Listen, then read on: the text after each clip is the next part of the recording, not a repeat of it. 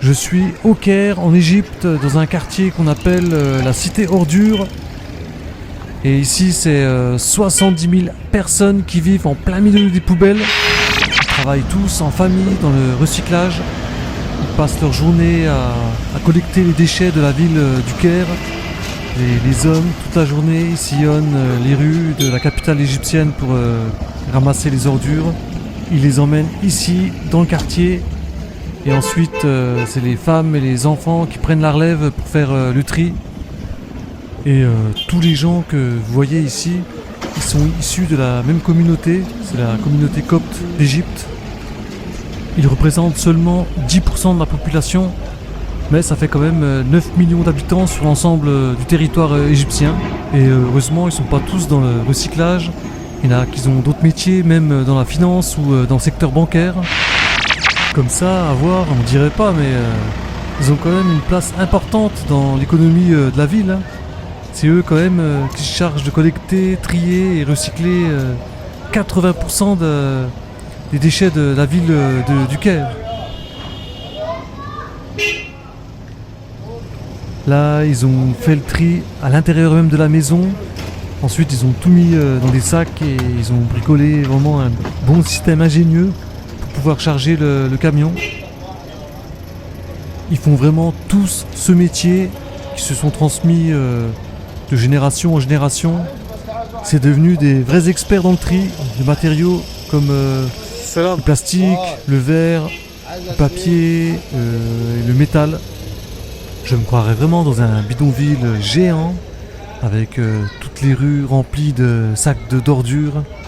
Mais contrairement à ce qu'on pourrait croire, aucune odeur particulière. Mais par contre, il y a des rats, j'en ai vu passer plusieurs juste devant moi. Mais vraiment énormes.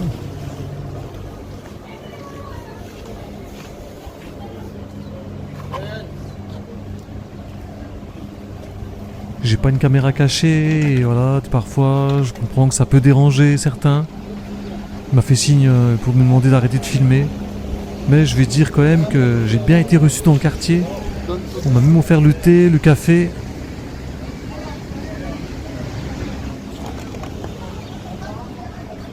Tiens, un marchand ambulant de fruits et légumes. Là, ils ont même organisé tout un réseau de commerçants. Il y a des cafés, des bars, des épiceries, des bars à chicha. On va dire il y a tout, sauf les services publics. Là, les messieurs, ils sont en train de refaire un matelas avec de la mousse sûrement qu'ils ont récupéré. Et même dans certaines maisons, il n'y a ni eau, ni électricité. Alors j'imagine bien dans quelles conditions difficiles ils doivent vivre. Comme ça, on n'a pas l'impression, mais ils ont un système très bien organisé, structuré, comme une vraie entreprise, quoi, où chacun a son rôle. On va pas dire que les problèmes n'existent pas.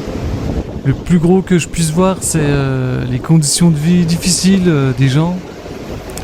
Il y en a qui vivent sans eau, sans électricité, dans l'insalubrité.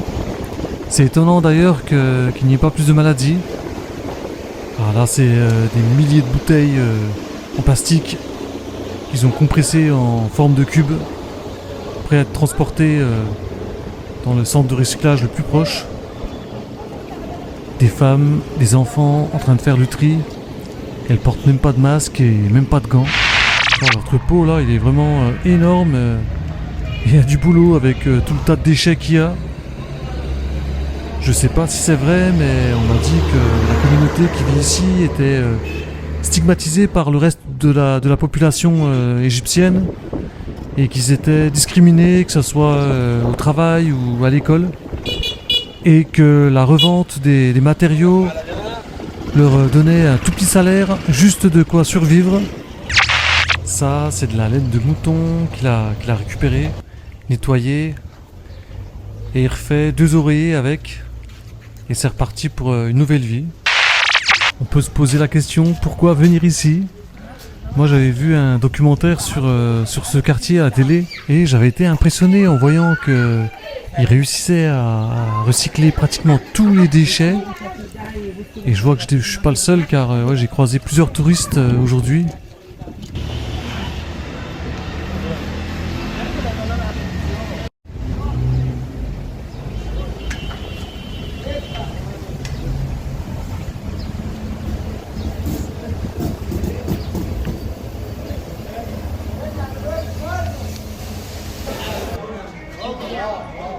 Hello. Hello, what's your name?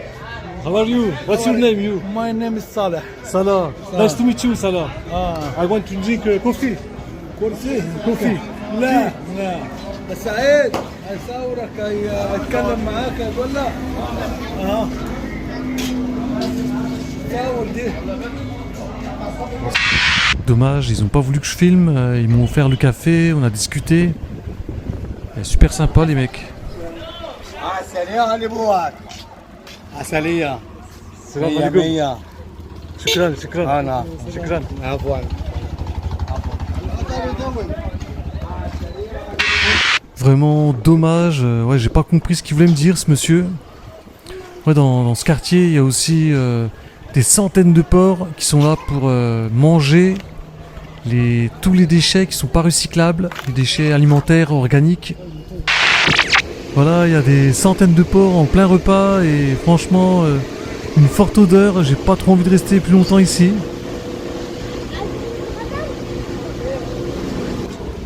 عايز تشوف الصغنن؟ تعال اوريك. تعال. سايب الراجل يصور في دي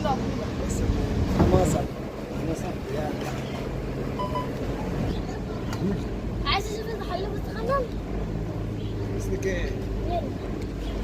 ليلى. نينا.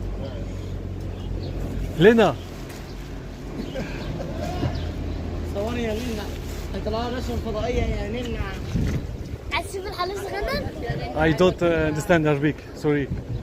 انا كان. Ah, vraiment, dommage que je comprenne pas l'arabe.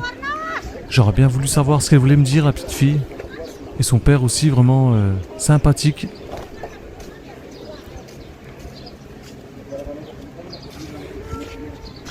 Hello.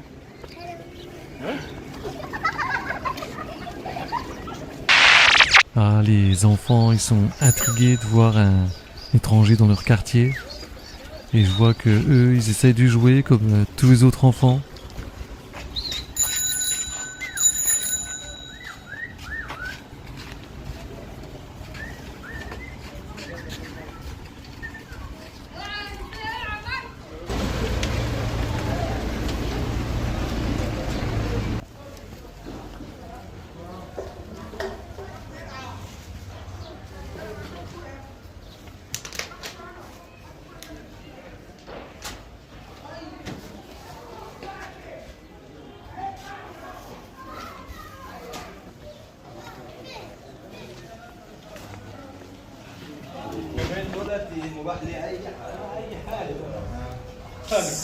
Salam alaikum.